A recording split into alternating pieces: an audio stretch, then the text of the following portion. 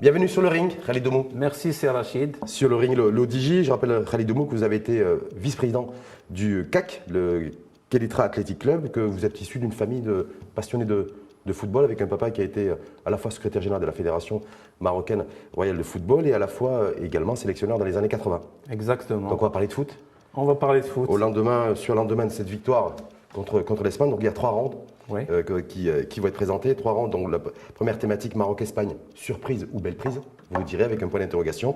Deuxième round, le Maroc est-il favori face au Portugal, rencontre qui va se jouer samedi en début d'après-midi. Et troisième round, les Lions de l'Atlas peuvent-ils rêver d'une demi-finale et de pénétrer, j'allais dire, le dernier carré des planétaires, des équipes qui seront en phase de disputer la finale de la Coupe du Monde prévue le 18 décembre prochain. Khalid Domou, le premier round Maroc-Espagne, surprise ou belle prise? À mon avis, c'est une belle prise. Pourquoi ce n'est pas une surprise? Parce que, au vu des deux matchs qu'on a fait, des deux matchs amicaux qu'on a fait avec le Chili et le Paraguay, on a gagné le Chili 2-0, mais même on aurait pu dire 3-0 si sur une frappe, sur un coup franc de Hakimi, Darin ne s'était pas jeté et qu'il n'y avait pas eu un hors-jeu de position, on aurait pu sortir avec une victoire sur le Chili historique de 3-0. Donc là, on a vu déjà au départ que effectivement, on avait une. Donc pour vous, la victoire contre l'Espagne en huitième, c'est pas un exploit parce que beaucoup d'observateurs marocains ou étrangers qualifient en tout cas la victoire contre l'Espagne d'un exploit. Non, c'est un exploit. C'est un exploit. Sortir l'Espagne, ça reste un exploit. Bon. Regragui a su comment gérer la rencontre. Il a joué sur ses forces. Il a préféré attendre l'équipe espagnole. Il a joué sur ses forces ou il a joué sur les faiblesses de l'Espagne? Non, je pense qu'il a joué sur ses forces. C'est-à-dire que déjà lors de sa sortie médiatique avant le match, il avait quand même expliqué qu'il allait attendre une équipe espagnole, oui. qu'il respectait cette équipe espagnole et qu'il ne la craignait pas, mais qu'il allait avoir un schéma de jeu défense contre attaque. Parce que si on sort trop contre des équipes comme l'Espagne, on risque de prendre. C'est pour ça qu'on n'est pas sorti, parce qu'en même temps, quand on regarde les chiffres, les stats, avec le football aussi, c'est l'intelligence artificielle, c'est de la data. Oui. On voit que l'Espagne, c'est plus de 70% de possession de balle. Oui. Et que le Maroc s'est imposé effectivement au pénalty, oui. mais en ayant très peu joué. Exactement. Donc c'est une équipe quoi? On est une équipe ultra défensive et on a fait un exploit contre une équipe très offensive? Non, je pense qu'il a été très intelligent parce qu'il a vu le match précédent contre le Japon. Il a vu qu'on était aussi dans ces environs-là de 70% de possession de balle. Il sait que dominer, c'est pas toujours gagner et qu'au final, c'était le Japon qui avait gagné dans le match précédent. Donc il s'est dit, je vais rester sur ce schéma de jeu. Il a eu d'ailleurs le même schéma de jeu contre la Belgique. Il a attendu et il a joué les contres et ça a été payant. Il a pu battre la Belgique comme ça 2-0. Mais contre l'Espagne, on l'a vu quand s'attendait Gabi, Pedri, Busquets, donc il y a une grosse armada, Jordi Alba également, Barcelonais. On s'est dit voilà, ça va être un peu compliqué. Et puis en fait, au final, quand on voit la physionomie du match, que ce soit les 90 minutes, que ce soit la phase de prolongation et que ce soit au niveau des pénaltys, parce qu'il y a la maîtrise aussi du jeu, de la technique et de scénaire, le Maroc en fait pour beaucoup, ne considère que ce n'est pas un exploit, puisque c'est largement mérité sur l'ensemble de la durée du match. Exactement. À la fin de la première mi-temps, on a vu que en fait, les occasions les plus franches, c'était des occasions marocaines, en première mi-temps. En deuxième mi-temps aussi, on a eu deux moments où on aurait pu tuer le match. Malheureusement, ça ne s'est pas fait. Puis on allait au pénalty. Et là, on pouvait compter bien sûr sur un grand moment. On voulait aller au pénalty? Selon vous, est-ce qu'on a tout fait pour pas tenir vraiment, pendant les prolongations? Pas vraiment. On a essayé de marquer, oui. Mais bon, à la fin, quand vous ne marquez pas, il y a les pénaltys qui vous attendent. Et vous savez que vous avez un grand Yassine Bounou qui pourra arrêter des pénaltys. D'ailleurs, il en arrête très souvent dans le championnat espagnol. Et alhamdoulilah, il a pu faire le job et puis on est passé en quart de finale. Donc c'est un quart de finale historique. On va y revenir sur ce quart de finale. Donc ça veut dire que pour vous, c'est l'équipe qui a le mieux joué, qui a gagné. Donc en l'occurrence, le Maroc bat l'Espagne sur le jeu, sur la dimension technique, la dimension tactique également. Parce qu'on a vu qu'il y a eu une série qui a eu un positionnement très particulier, où il a fait la navette, il a fait des allers-retours. D'ailleurs, il est sorti extrêmement fatigué et avec comme mission de neutraliser Busquets avec un marquage individuel Est-ce que c'était ça la stratégie de Walid Regragui, de neutraliser Busquets en mettant l'avant-centre, notre seul point d'ailleurs, c'est sur Busquets? C'est sûr que le joueur clé de l'Espagne et qui a beaucoup d'expérience et qui va savoir comment gérer le jeu, jouer à droite, jouer à gauche, en profondeur, c'est Busquets. Et c'est vrai que Nsayri est revenu, il s'est un petit peu sacrifié sur ce match pour empêcher en fait la transition entre la défense et les médians et Busquets pour justement empêcher d'avoir toujours des... Donc on voit bien que la tactique de Walid Regragui, en tout cas contre l'Espagne, on verra ultérieurement contre le Portugal avec vous, mais ça a été la défense. La défense, le marqueur défensif. Et on est une équipe en fait qui attendons quelque part que l'adversaire fait le jeu, c'était le cas de la Roja, et que l'équipe adverse fasse une erreur. En fait, c'est ce qu'on appelle en football un bloc bas. On a un bloc bas, c'est-à-dire que les trois lignes étaient très proches. Vous aviez peut-être 10-15 mètres entre la dernière ligne et Nsayri. Et en fait, on coulissait à droite, à gauche pour les empêcher de trouver. On a fermé toutes les fenêtres pour empêcher l'Espagne d'avoir des occasions franches de but. Et ils n'ont pas eu beaucoup d'occasions franches de but. Sauf Sarabia qui a failli tuer le match à la dernière seconde des arrêts de jeu. Exactement. Et là, si Sarabia avait marqué ce penalty, lorsque ce penalty frappe le poteau, d'ailleurs certains pensaient qu'il était hors jeu, il n'était pas hors jeu. Non, il n'était pas. Et s'il avait tué le match, est-ce que vous auriez eu le même jugement de la rencontre Maroc-Espagne? Écoutez, en football, c'est pas une science exacte. La chance joue un rôle, c'est certain. Une fois c'est pour vous, une fois c'est contre. Apparemment, alhamdoulilah, notre Regragui national, il a la baraka. Vous savez, en 98, il y avait Barthez qui était le chauve préféré des Français. Et en 2022, le chauve marocain, le préféré des Marocains, c'est notre Walid Regragui national. Il a de la chance. Alhamdoulilah. Mais en même temps, il y a le facteur chance, mais il n'y a pas que le facteur chance. Non, pas que le facteur chance. Bounou s'est très bien positionné au premier poteau et a fermé l'angle. Donc c'était très difficile pour Sarabia de la mettre dans un angle fermé. Mais vous avez quand même tremblé comme les 36 millions de Marocains. Ah oui, bien sûr, tremblé. Sur ce poteau sortant. Oui, elle a flirté avec la barre. Ouais, c'était un poteau sortant. Un mot sur la séance de pénalty. Parce que beaucoup de choses ont été dites, il y a des parallèles, certains ont fait des parallèles en disant voilà, ces pénaltys espagnols, je rappelle que Bounou, le gardien national, a stoppé 3 pénaltys, mais que certains considèrent que les pénaltys espagnols étaient, y compris d'ailleurs par Sarabia, ou entre autres Busquets, étaient très mal tirés. Et parce que c'est Busquets, Soler et... les pénaltys, ça... Sarabia, côté espagnol, peut louper les pénaltys, donc est-ce qu'on doit se dire c'est les arrêts magiques de Bounou ou c'est des pénaltys mal tirés par les Espagnols? C'est des arrêts magiques. C'est des arrêts magiques parce que... C'est ça par chauvinisme, non? Non, pas du tout, pas du tout. Et si vous devez aller chercher le ballon horizontalement très bas à côté du poteau gauche ou du poteau droit, ça, c'est un talent. Bono, c'est quelqu'un de très humble. Donc quand on lui a posé la question, il a dit c'est un petit peu de chance, un petit peu de feeling, etc. Mais c'est beaucoup de travail, Vous savez que Bono, il fait 1m92. Il a une détente horizontale exceptionnelle et même en Espagne, on l'a souvent vu arrêter des pénaltys. C'est pas une nouveauté. Il a peut-être été aidé aussi parce que les Espagnols, les 3 goleadors espagnols ont mal tiré leurs pénaltys.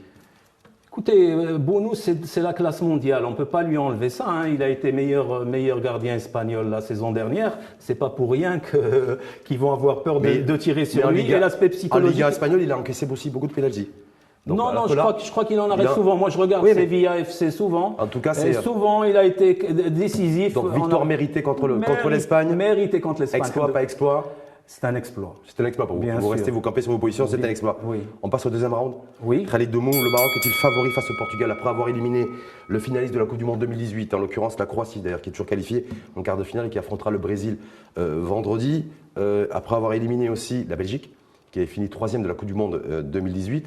Après avoir éliminé l'Espagne, même si l'Espagne en 2018, je le rappelle, a été éliminée également en 8e contre la Russie d'ailleurs, c'était 1-0. Oui. Mais ça reste une grosse écurie, en tout cas du football mondial. Est-ce que du coup, on se dit, voilà, nous le Maroc, face au Portugal, on est favoris? C'est les favoris de notre cœur. En tout cas, les Marocains, oui. C'est sûr. Mais concrètement, quand on voit on se dit par rapport au parcours depuis le début de la Coupe du Monde, par rapport à celui du Portugal aussi, de se retrouver en quart de finale face au Portugais. Écoutez, moi je pense que le Maroc va crescendo en fait. Dès le début de la compétition, on a fait un match exceptionnel contre la Croatie. Exceptionnel. On est sorti sans prendre de but. On a commencé à prendre conscience qu'on avait une équipe compétitive. On a joué le deuxième match contre la Belgique, où bien sûr on se disait on doit jouer pour ne pas perdre, pour garder une option de gagner le Canada et passer quand même avec 5 points. Il s'est avéré que le Regragui a très bien lu la Belgique. Sur des contres, on a pu marquer, on s'est retrouvé vainqueur. Et donc, on a eu moins de pression contre le Canada. Et le Canada, on a encore réussi à gagner. Donc, on a confirmé qu'on était sur une phase ascendante. On finit premier, 7 points. C'est qu'un seul but, encore un but. C'est un joueur de camp qui a marqué contre son favori ou pas contre le Portugal. J'ai l'impression que vous avez du mal à dire oui, on est favori. Au-delà du côté de l'expression du cœur, est-ce qu'aujourd'hui, considérant qu'on a fini premier de poule avec 7 points, qu'on a sorti à la fois la Croatie, à la fois la Belgique, à la fois le Canada et il y a 48 heures l'Espagne, favori contre le Portugal? Je pense que c'est du 50-50 en fait. Pourquoi? Le Portugal, parce que il y a beaucoup de qualité dans la Seleção portugaise. Qui c'est que vous craignez comme joueur apparemment contre la Suisse, mais effectivement ils ont fait carton contre la Suisse. Ils ont beaucoup de joueurs. Moi, je vais pas nommer les joueurs. Cristiano Ronaldo était sur le banc. Ni les Marocains, ni les Portugais, je vais pas les nommer. Vous savez pourquoi? Parce que ça met plus de pression sur les joueurs. En fait, c'est une pléthore de joueurs que tout le monde connaît.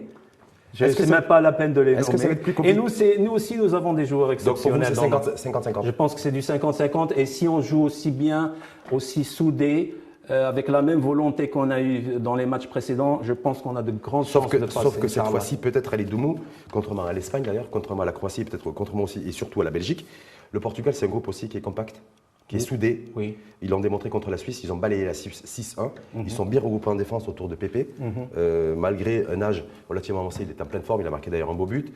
Ils ont vu aussi la révélation depuis la mise sur le banc en tout cas de Cristiano Ronaldo contre la Suisse, un avant-centre, Ramos, l'avant-centre du Portugal, 21 ans, nouvelle pépite d'ailleurs du football portugais, avant-centre de Benfica qui a marqué un triplé. Je ne sais pas sur Joao Félix, le meneur de jeu de l'Atlético de Madrid et de l'équipe portugaise. Là, cette fois-ci, on est face à une configuration complètement différente que face à l'Espagne. Est-ce que ça va être un peu plus compliqué pour Walid Regragui? Je pense pas, Rachid, c'est une configuration Allez-y. très différente. Oui.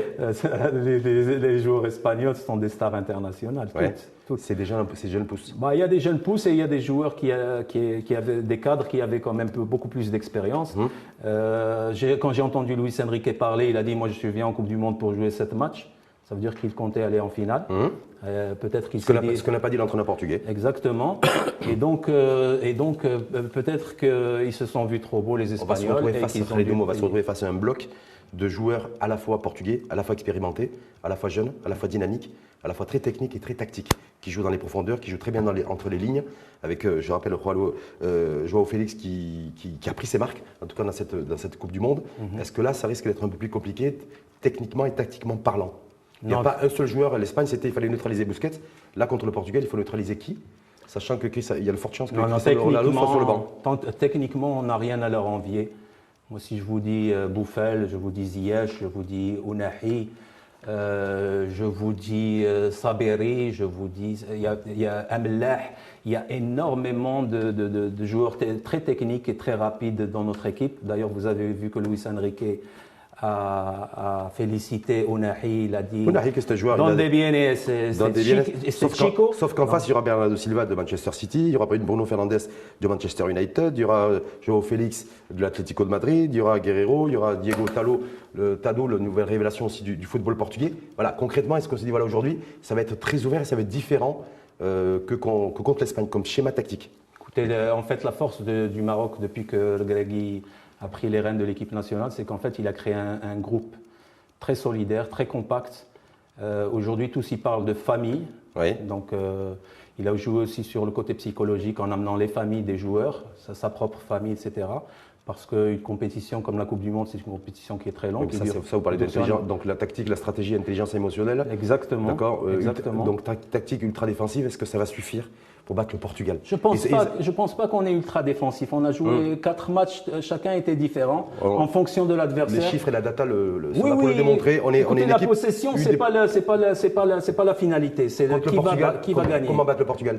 Est-ce qu'il faut tenir compte du fait que, parce qu'on ne sait pas trop, l'entraîneur portugais a justifié en tout cas la mise sur le banc de Cristiano Ronaldo en disant que c'était par rapport au schéma tactique vis-à-vis de la Suisse.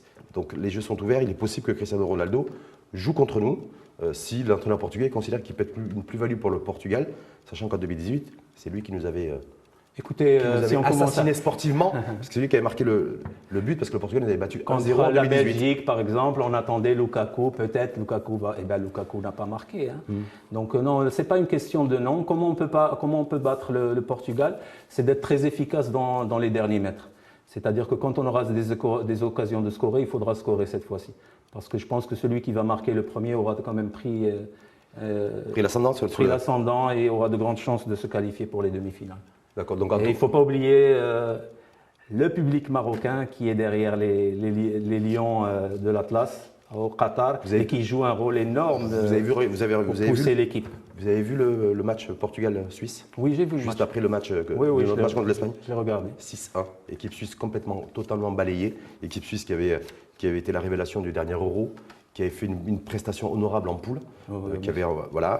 C'est un autre match, c'est un autre match. D'ailleurs, comme on dit au Maroc, on dit Daro Dhla Dial Areish. Par exemple, l'Espagne a gagné 7-0 le Costa Rica, qui n'est pas du menu fretin. Hein. On aurait pu dire, c'est une équipe qui balaye le Costa Rica 7-0, elle va balayer tout le monde. Ça vous fait pas peur le fait que le Portugal est battu 6-1, un score aussi lourd? Non, ça ne me fait pas peur. Pas de crainte à avoir. Parce que ce qui s'est passé, c'est que la Suisse a pris des buts rapides. Et à 2-0, je pense qu'ils étaient complètement déboussolés. 100% d'efficacité des joueurs portugais aussi. Voilà, c'est ça. 100% d'efficacité contre les Suisses. Ça veut dire que s'il y a 100% d'efficacité contre nous, ça risque d'être compliqué? Non, je ne pense pas qu'une équipe puisse faire du 100% d'efficacité à chaque match. Ça serait trop beau. Et donc, en fait, quand on aura des occasions de scorer, on en a eu contre l'Espagne, il faudra les scorer contre le Portugal. Avant de passer au troisième round, Khalid Oumou, ce qui reste en suspens aujourd'hui, c'est la charnière. Donc Romain Sey, c'est plutôt des nouvelles plutôt avantageuses, en tout cas, qui font plaisir. C'est qu'il serait rétabli, donc il pourrait tenir son poste et son rang samedi. Ouais. Par contre, Aguerd, c'est beaucoup plus compliqué. Il est fortement touché aux ischio-jambiers. Ouais. Allen. Ouais. La tendance, en tout cas, valeur aujourd'hui, c'est qu'il pourrait être. Écoutez, on a joué les matchs amicaux sans Naïf, parce qu'il était encore blessé. On a eu Dari qui a fait un très très bon travail quand il a joué à droite. Là, on a eu Yamir qui a joué aussi à droite, qui a fait de bons matchs. Donc, je pense que si le capitaine est là, si Saïs est là et qu'il y a un… Bon, Saïs est là, mais peut-être diminué comme les autres aussi joueurs, parce que je rappelle que c'est les mêmes 11 joueurs. C'est aussi peut-être la stratégie d'ailleurs de Walid Regragui. C'est les mêmes joueurs qui sont utilisés depuis le premier match contre la Croatie. Donc non, je ne suis pas d'accord avec vous. Grosso modo, c'est à peu près le même effectif en tout cas. Non, vous savez combien de joueurs ont participé? 21 sur 26. Voilà, mais je parle sur le 11 de départ. Ah, ça c'est sûr, vous avez une équipe type avec laquelle équipe type 11 de départ, donc ça veut dire que ça sera le 5e match. Ça sera le 5e match. Il a utilisé 21 joueurs, ça veut dire 75% de l'effectif a déjà été utilisé. Est-ce qu'il n'y a pas ce risque d'avoir des joueurs fatigués, usés samedi? Alors, je rappelle que Walid Regragui a fait une déclaration ce matin en disant que sa principale mission et priorité aujourd'hui, c'est de dégarnir l'infirmerie. Les joueurs sont fatigués, les muscles sont touchés. C'est clair, mais bon, quand vous avez en ligne de mire une demi-finale de Coupe du Monde, je pense que vous êtes capable en tant que professionnel d'oublier la fatigue. D'avoir des joueurs fatigués, d'avoir des joueurs blessés et surtout d'avoir fait un match avec des prolongations et des pénaltys, ce que n'ont pas fait le Portugal. Est-ce que c'est un avantage pour le Portugal aussi? Non, des fois, c'est pas un avantage, c'est un inconvénient, justement, parce qu'une équipe qui a joué 120 minutes, elle rejoue 120 minutes, par exemple, elle joue avec moins d'appréhension qu'une équipe qui a gagné ses matchs toujours à 90 minutes. Khalid Oumou, troisième round. Les Lions de l'Atlas, le Maroc. Les Lions de l'Atlas peuvent-ils rêver d'une demi-finale?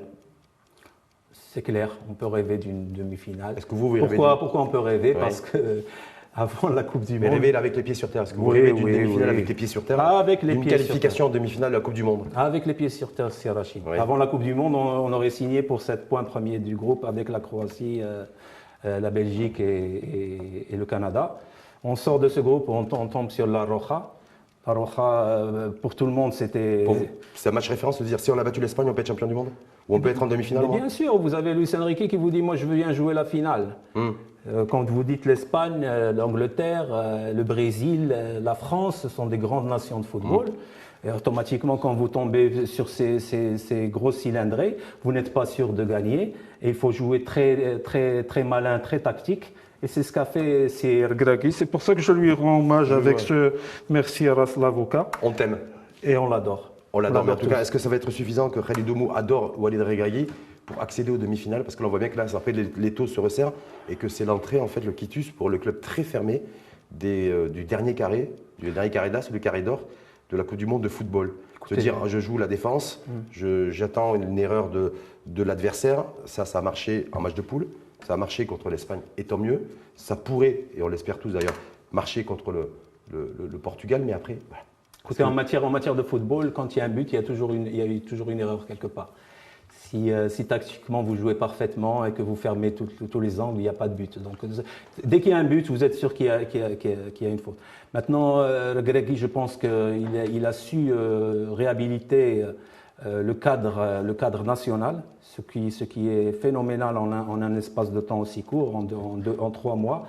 Il y a 3 mois, on se posait la question de savoir est-ce que Walid est apte pour emmener l'équipe nationale en Coupe du Monde. Est-ce que le maillot n'est pas trop grand pour lui? Voilà, c'était ce qu'on entendait sur beaucoup de médias. Et alhamdoulilah, il a prouvé qu'il avait du tempérament. Avec l'envie, avec le déterminisme, avec l'engagement, avec le patriotisme de Regragui et de toute l'équipe. Mais est-ce que ça peut suffire tout ça? Ah oui, pour accéder aux demi-finales ou pas? Bien sûr, quand vous êtes déterminé et que vous êtes concentré et que vous jouez en bloc, la main dans la main, ce que l'on a vu jusqu'ici, que vous avez une excellente ambiance même en dehors des matchs. On voit, je suis les entraînements, comment ils se déroulent à Doha. On voit que l'ambiance est extraordinaire entre ce groupe de footballeurs.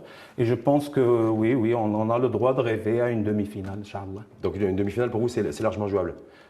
Largement, je ne dirais pas, c'est jouable. C'est jouable. Donc il faudra battre le Portugal. Le Portugal, il faudra jouer de toutes les manières. Le Portugal samedi? Il faudra battre le Portugal samedi et on peut pas les faire les matchs dans la tête. Vous savez, moi qui ai géré des clubs de foot, ça c'est jamais bien de faire le match avant. En fait, il faut se préparer mentalement, physiquement et aller au combat parce que ce sera un combat. Et si, Inch'Allah, si le public est derrière l'équipe comme au match précédent, je ne vois pas pourquoi on n'irait pas, Inch'Allah, au carré magique. Le carré magique, en tout cas, justement, Khalid Mou, le carré magique, ça pourrait être aussi retrouver un pays qu'on aime beaucoup, avec qui on a une relation, enfin, il y a un contexte géographique, un contexte culturel, historique, politique, économique, qui est la France avec Mbappé.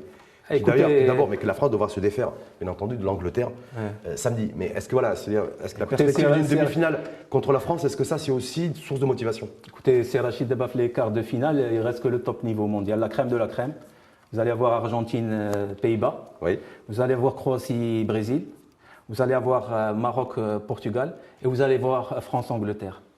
Que du beau monde.